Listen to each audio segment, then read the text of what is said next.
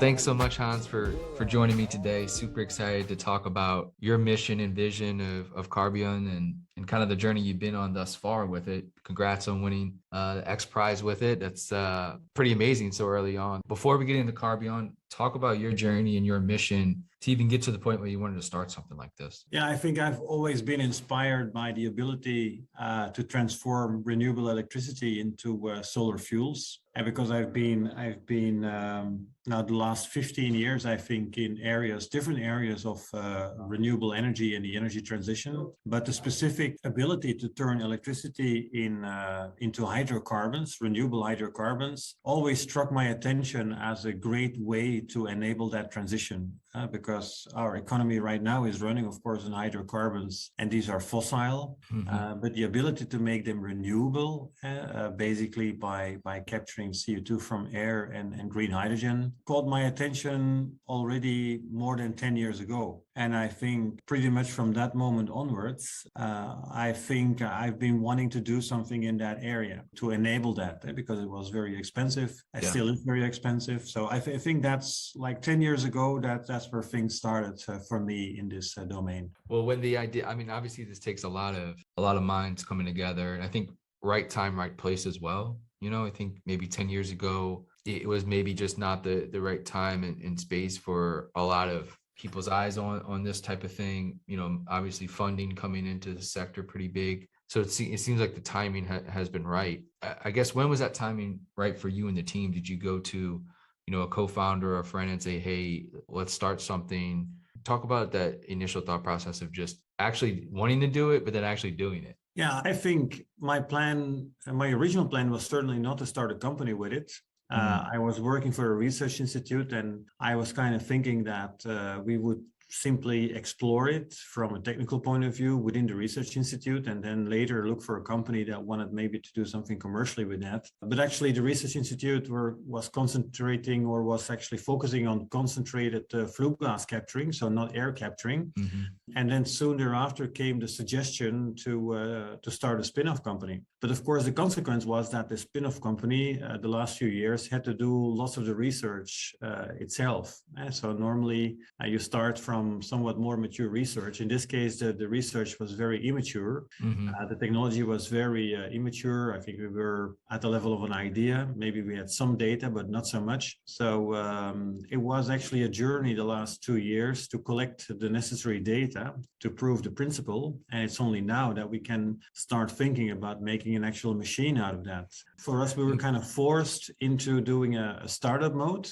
But looking back to it now, I think it was the right thing to do, for sure. Yeah. The idea of Carbyon is what? It is building a machine in a building outdoors. I guess let's start at the basic level of, how does direct air capture work? Sort of, what is it, right? At a very foundational level. Yeah. So direct air capture, so it's filtering CO2 out of the atmosphere, out of air. And our machine is meant to do it indeed at the size of the Earth, so to speak. So just to mitigate climate change. So we went from 300 parts per million CO2 in the atmosphere up to today, I think, around 420. So that's the result of 150 years of industrial use of fossil fuels. And I think we need to undo that. If we don't undo that, the climate change will continue for many hundreds of years. So this technology is really meant to tackle that challenge, how to do the big cleanup, how to get back to 300 parts per million like it was in pre-industrial times. And so it's meant, and also the XPRIZE actually challenged the different competitors to describe how this can be done at that scale, because not every technology is able to do it at that scale. You need to really design for that and have in mind that you want to do it at this huge scale, because at small scale, like submarines or space crafts, it can be done already since many decades, but doing it at a large scale, so the level of the Earth's atmosphere, that's a challenge in its own, and that's also the challenge that we took on. The principle being is that you use a machine to sequester carbon out the atmosphere, and then to do what exactly, right? Does it sit there? Like, how do you, I guess, then use it? And so what you get is a CO2 gas. Then there's different things you can do with it. I mean, if you want to do negative emissions, so going back from 420 today parts per million to 300 parts per million, you need to store it somehow. Okay. And the most obvious thing to do is store it underground in empty gas fields, empty oil and gas fields, for example. So there is a huge storage capacity. And if you store the CO2 gas in those empty oil and gas fields, it will stay there for hundreds of millions of years. So that's kind of a secure storage, geological storage facility that we have for free or almost for free.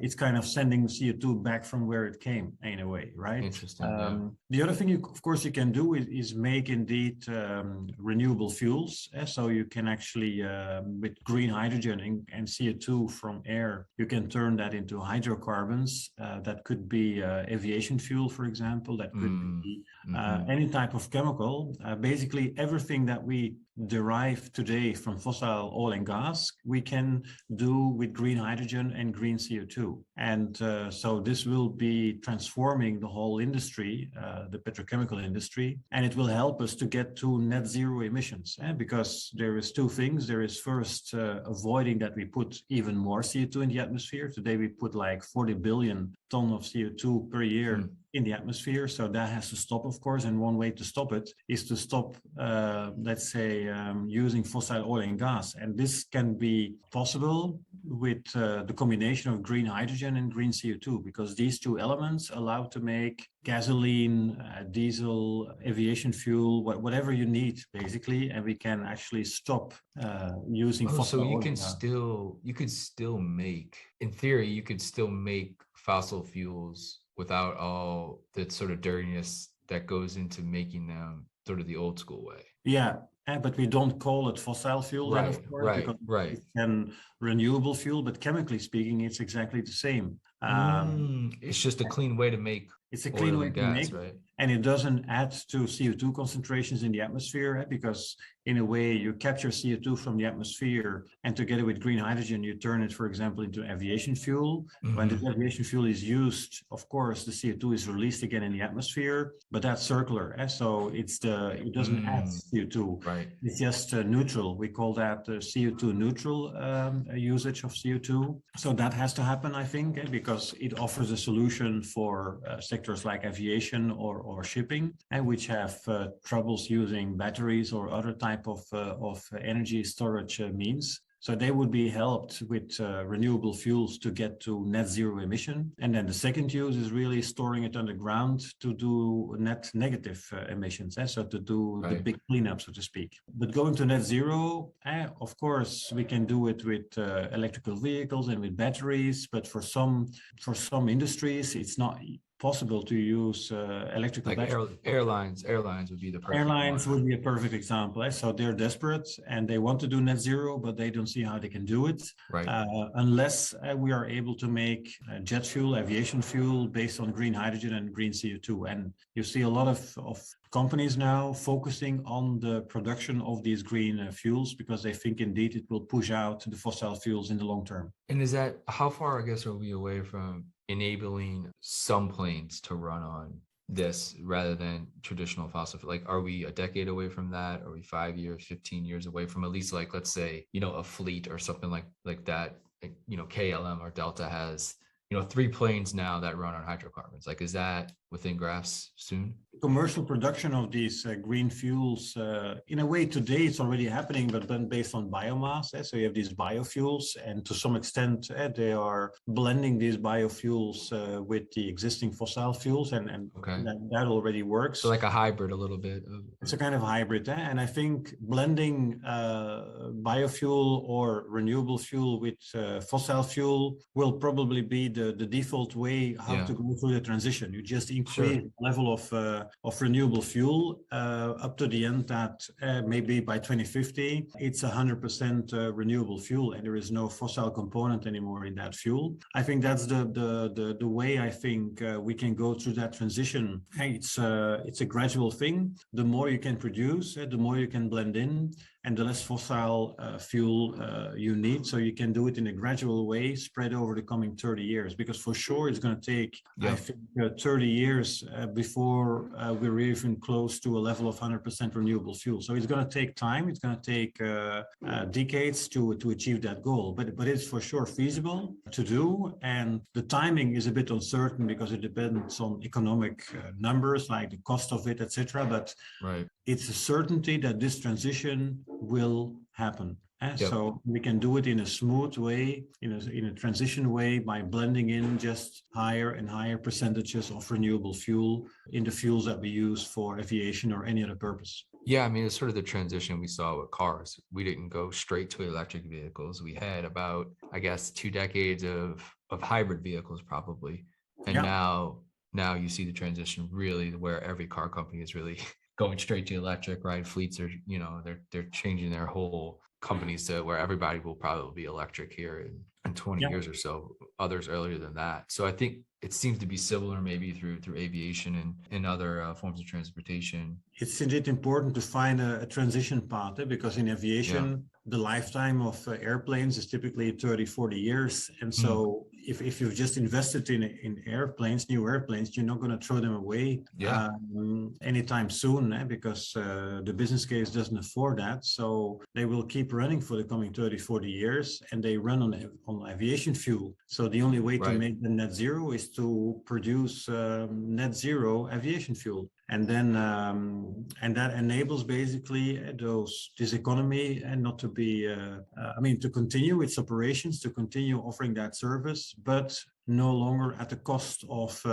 climate change. I like to think of things in sort of parallels, and the parallel that I'm seeing now is sort of the work being done in the oceans with sort of cleanup efforts, trying to get plastic and waste out of our oceans, the sort of transformation into actually then creating products from this waste, from this plastic, that we are cleaning up the oceans, and then we actually turn these things into usable items again. And it seems like the same sort of thing happened. It's just with our air, right? We're sort of CO2 being the parallel, being the garbage of the air, right? Or sort of the plastic in the air. We're cleaning the air out, but then also this opportunity to create products or create other usable items from that. It really creates a nice little ecosystem of clean manufacturing and clean products, kind of this flywheel effect that I see happening kind of with the oceans and plastic products. And it seems like this might be the evolution from what direct air capture brings. It's a nice analogy indeed that you described there. And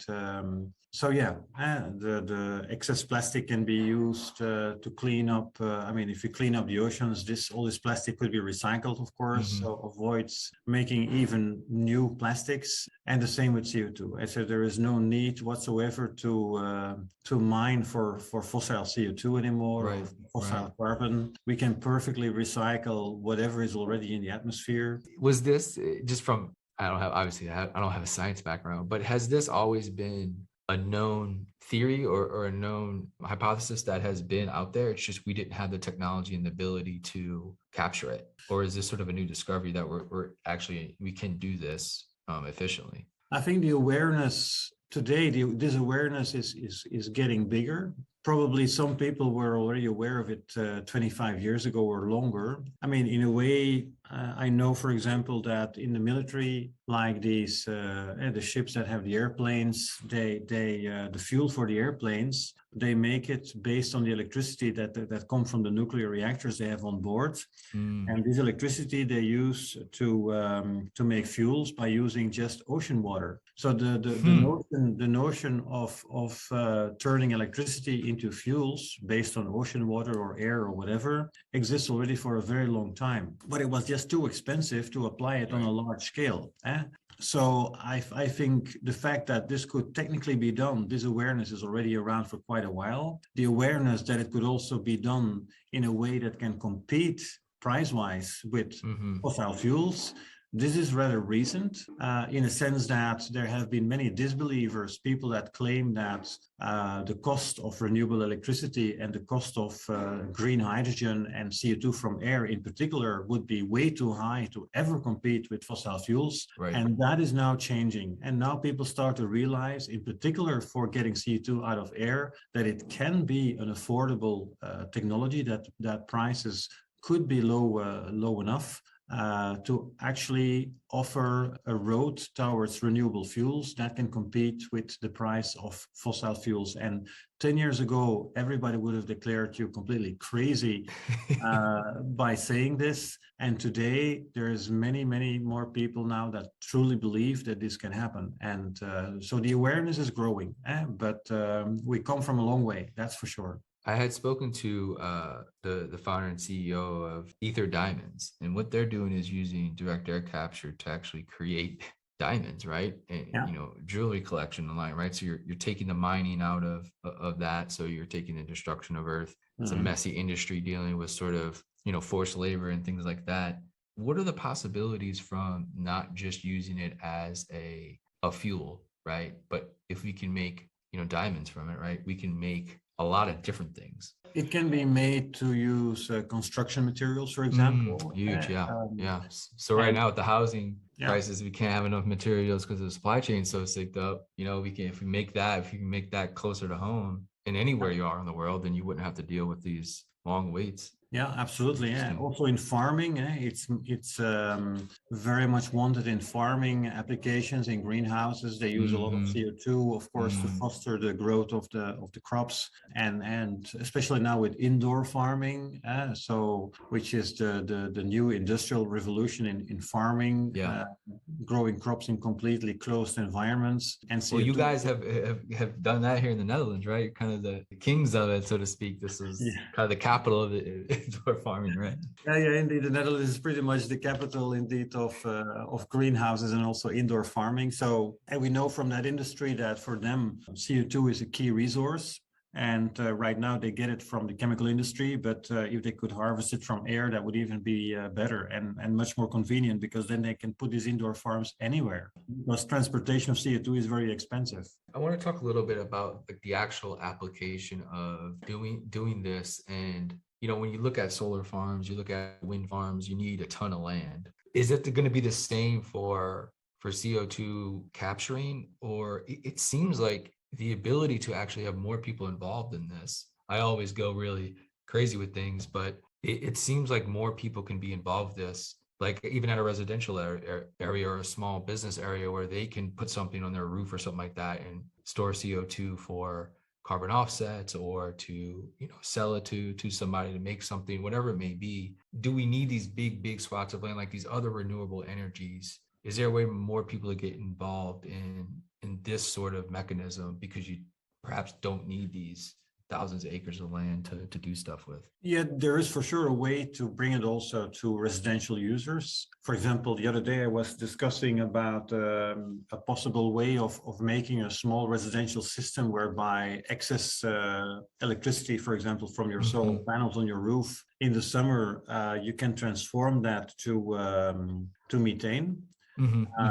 As a storage, and then you can use, of course, the methane in the winter to heat your house, and so that's a way, for example, to get less dependent on fossil methane for heating purposes, in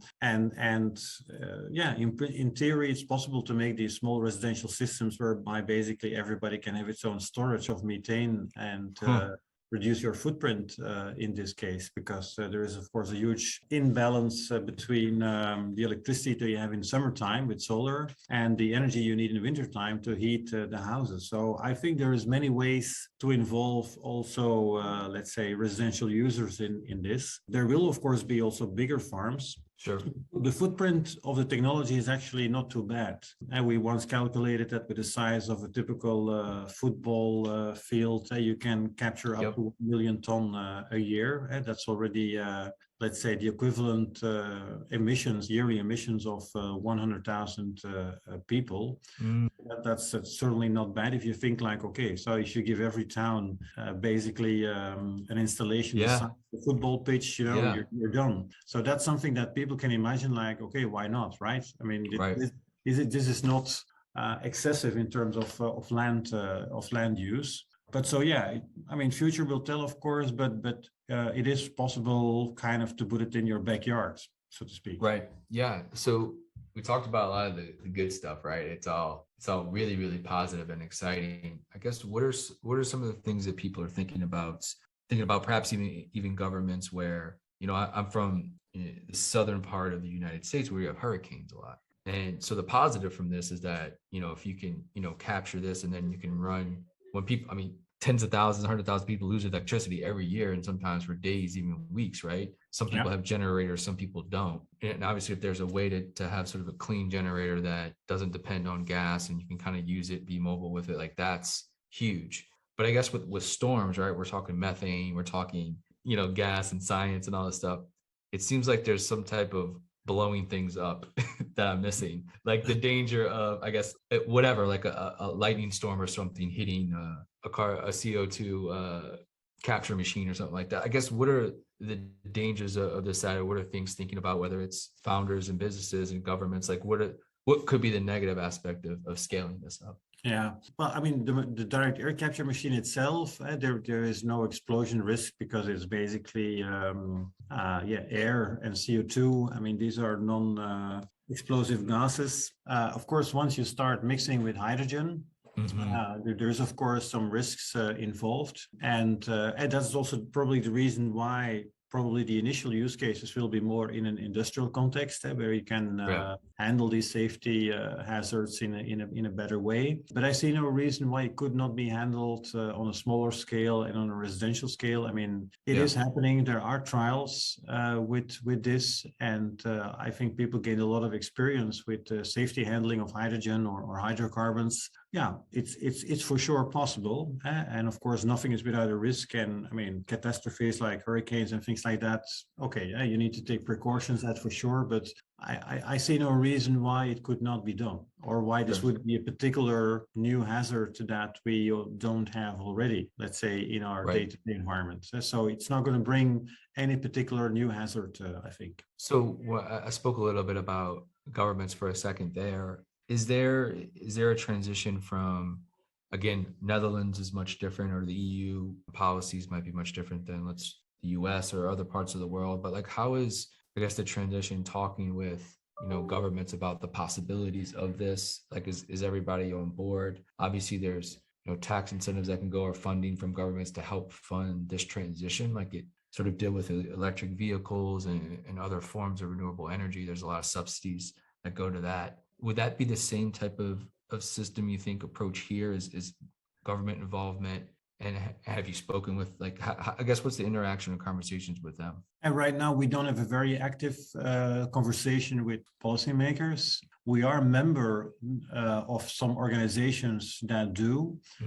For example, here in Europe, you have the Negative Emission Platform, which discusses with policymakers about the type of policies that need to put in place to enable negative emissions, for example. But the same goes for renewable fuels. I think the only way to get us through that transition is that policymakers impose a certain ratio of renewable fuels compared to fossil fuels over time, and that they say, okay, between now and 2050, we're going to go from the current 10%, let's say, all the way to 100%. And that's the roadmap that they need to impose on producers of these fuels. And that I think is a necessary policy framework to make it happen. And so that everybody is forced, or that there is no false competition between let's say, those that sell primarily fossil fuels versus those that sell primarily renewable fuels.